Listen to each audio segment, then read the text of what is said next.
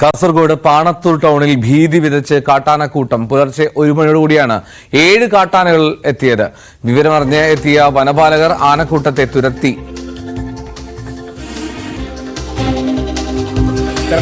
മൂന്നെണ്ണം പോയി. ഇങ്ങോട്ട് വില്ല തോന്നാൻ തിരിഞ്ഞ അപ്പോ ഇനി നിർത്തണാണോ ബാക്കിൽ? മൂന്നെണ്ണം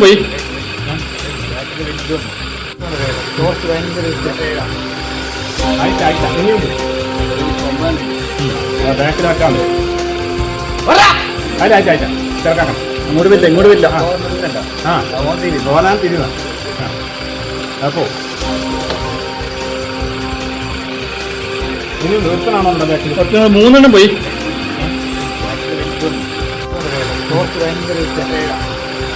ആയിട്ടില്ല ഇനിയുണ്ട്. കെ വി ബൈജു ആയിരുന്നു വിവരങ്ങളുമായി. ബൈജു, ഇവിടെ പതിവായി ഇങ്ങനെ കാട്ടാനകൾ എത്തുന്ന ഒരു മേഖലയാണോ?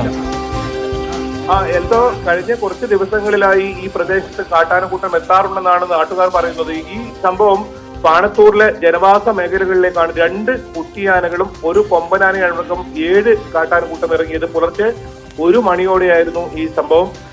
അവിടെ പാണത്തൂരിലെ പഴയ ബസ് സ്റ്റാൻഡ് ലക്ഷ്യമാക്കി പുഴ നീന്തി കിടക്കുന്നത് നാട്ടുകാരുടെ ശ്രദ്ധയിൽപ്പെട്ടതോടെ ആണ് ഇത് ഫോറസ്റ്റിന് വിവരമറിഞ്ഞത്. തുടർന്ന് പനത്തടി ഫോറസ്റ്റ് സെക്ഷൻ ഓഫീസർ തേരപ്പിയും അതുപോലെ തന്നെ RRT അംഗങ്ങളും ചേർന്ന് ആനക്കൂട്ടത്തെ ഇക്കരെ എത്താൻ അനുവദിക്കാതെ തുരത്തുകയായിരുന്നു.